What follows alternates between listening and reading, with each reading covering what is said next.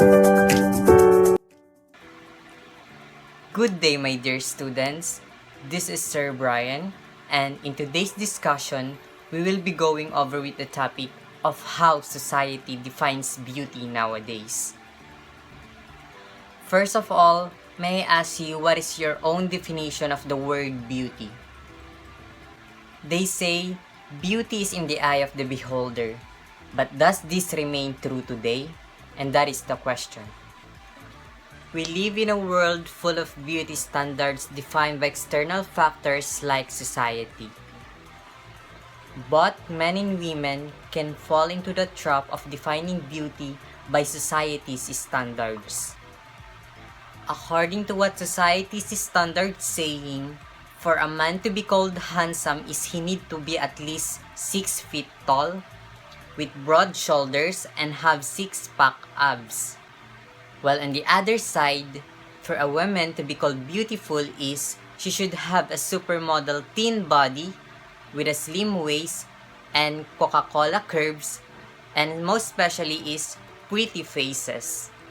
We can't deny the fact that this basis of beauty can truly makes us feel insecure and inadequate, especially if we compare ourselves to others or to society's beauty standards. However, we shouldn't be focused only on the beauty of our physical appearance. Instead, let should be beautiful inside and out. So, to further understand the true meaning of beauty is, I will ask you, my dear students, about how society defines beauty nowadays and what is your personal opinion on this matter. So, let's start. Hello, Clarice. May I ask you, do you already experience being bullied because of your physical appearance? Good morning, sir. Yes, I have disability since when I was 4 year old. My right eye get blind and some people tease me and bully me about it because my right eye is already damaged. It's too small. They throw a lot of words that can really hurt my feelings. And I also got bullied because of having a skinny body before, but I don't mind them at all. What matters for me is I am happy and healthy, that's it. But you know what? In relates to this, society nowadays is very different than before. The standards get high and the expectation really disgusting. Growing up, I can really say how people measures the beauty of someone. I don't know all of them, but the majority, if you have beautiful face and you are rich, that means to them you are the most beautiful, you are the most perfect, and they respect you more. In that situation, there is no equality and fairness.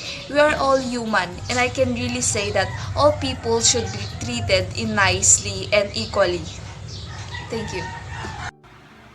Oh, what an experience! Second on the list, Miss Ashara May Bernabe. This is my question to you. Okay. What do you feel every time you are discriminated against about your physical imperfections?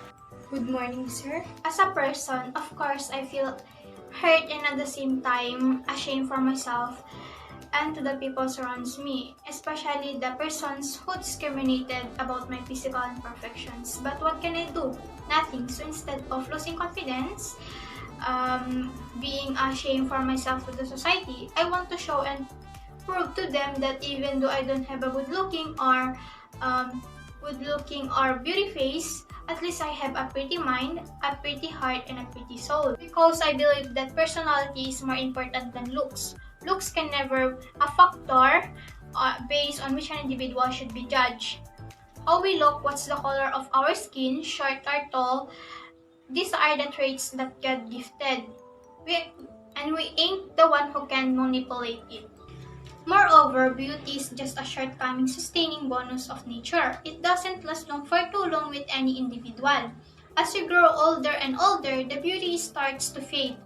The only thing that which will remain with us until our last breath is in our inner beauty, which is our personality, our attitude, and the behavior towards others. Even after the miss, people will remember us for our behavior, kindness, and not on the ground of our appearance. And I must say also that a person should focus on his personality. He or she should make sure that his behavior and attitude are not hurting anyone and people considered him a wise and gentleman person. Whatever beautifulness and smartness you are trying to maneuver, but at the end of the day, if you don't get enough, if you don't get moral pleasure and peace of mind that have done right to all those you are throughout the day, you won't be considered a beautiful person. So, and this moral pleasure comes from nowhere other than people's blessing. So, it doesn't matter at all whether you are good looking or not. You have to be well behaved and possess inner beauty, and soon will praise everyone. Oh, I feel you. Next, what's up there, Kyla Camille Bibit? Here's my question to you.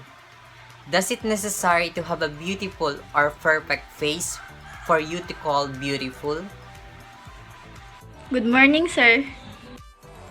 Being or having a beautiful face for me doesn't mean to be called as beautiful. In my opinion, I won't agree on that because a beautiful person can be identified if you have a strong heart, mind, and soul. If you have a good qualities of having a good citizen, then you can be a good person. Beautiful face is just in outside or physical appearance. It will not show you being beautiful. The most important thing is you have that good values that is still in your heart. Of course, it is not all about pretty faces. That's true. Okay, next question is to be answered by Miss Kathleen Joy Tabaco. Here's your question, Kathleen. How can you measure the beauty of a person? Is it only having a beautiful face as a basis to be respected and loved by others? So for me, beauty is not all about pretty faces, but it's all about how pure and kind your heart is. That's how I measure beauty. But nowadays, as I observe, especially in social media, if you are good looking, you can easily get a lot of likers, followers, and subscribers. But when you're not, it takes time to have that. And it's not the faces who can get respect and love. Just simply be true to yourself, you can get it. But some people, they more appreciated outer beauty, so there's a lot of people change themselves for them to get acceptance and love. They are using beauty products, taking plastic surgeries, taking medicines, just for them to be beautiful. But for me, I always smile and kind to others, and I show them that I am a woman with dignity, and I can say I gained a respect and love in that personality of mine. Don't change because others can't love and respect you. Change because you want a better version of yourself. You're right, Kathleen Joy. Now, this question is for Miss Hiranika Tagayuna. Except for beauty, what is the most important thing you have in yourself that you think you are so proud of and happy to show to the world? Good morning, sir. My parents and my siblings often take me as their clown. They enjoy having me around. I can make even the worst time light with my simple jokes and light tone. I can make even them smile and laugh in time of pain and trials. That attitude of positivity of being obedient child is something that I can be proud of aside from pretty face. Oh, very good. Next on the list is Miss Charlene. Here's my question, Charlene. What makes you beautiful as a person? Is it your physical aspect? Good morning, sir. Being beautiful on the outside doesn't really mean that person is a beautiful person. Physical beauty isn't something we can control. It's given to us and not based on our own morals or anything. So for me personally, I don't really give that much attention to how a person looks on the outside.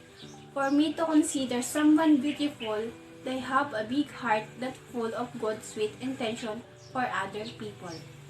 They have to have empathy towards others, and they have to want to be a good person and contribute to their society.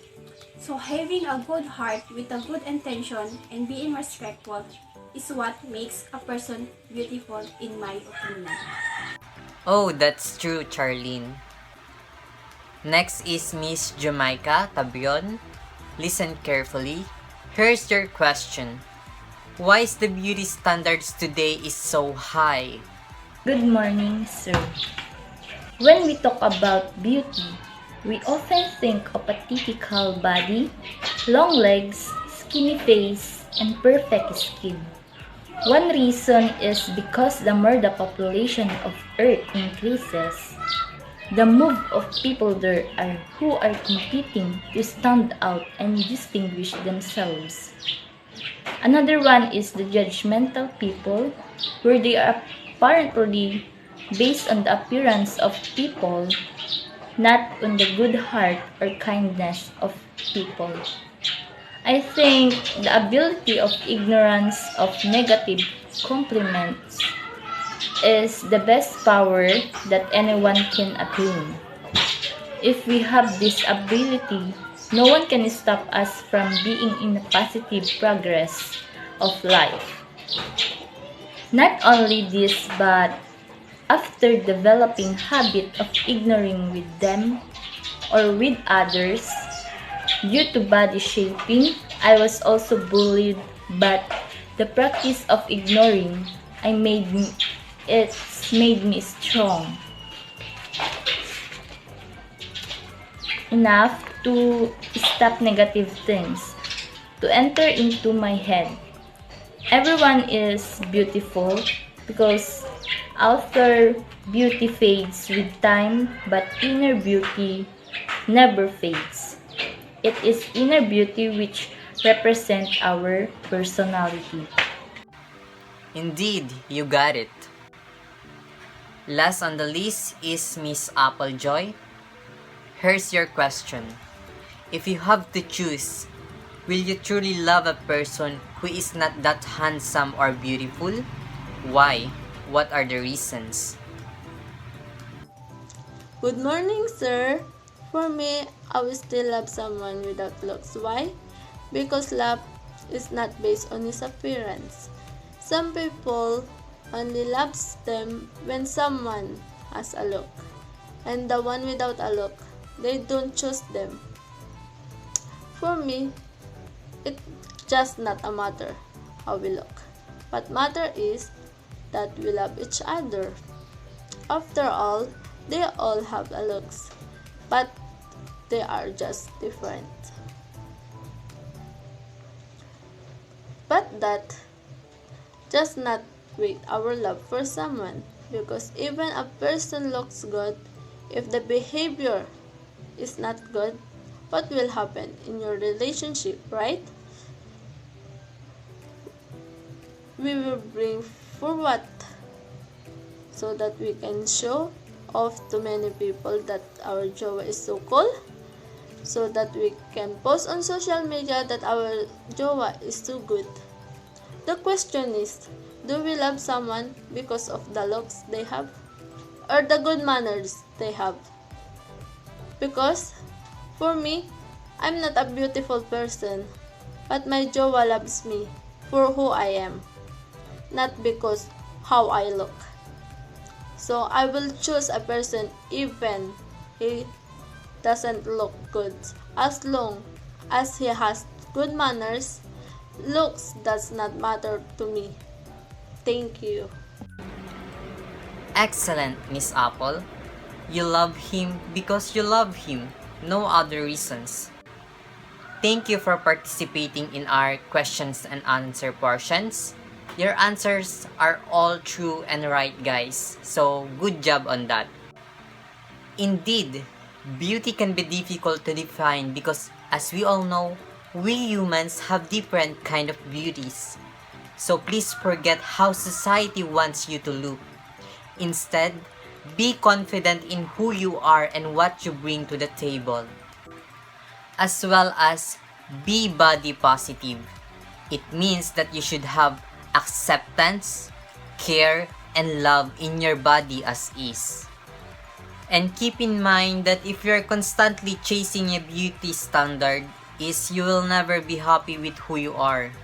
You'll constantly work to conform to whatever society's standard is. So, take the time to focus on your strengths instead, because beauty does not solely define who you are. And lastly, love your overall self, because that was a beautiful gift given by Almighty God, and be thankful for it. That's all for today's class. Thank you for participating in the discussion. Have a nice day ahead. Bye!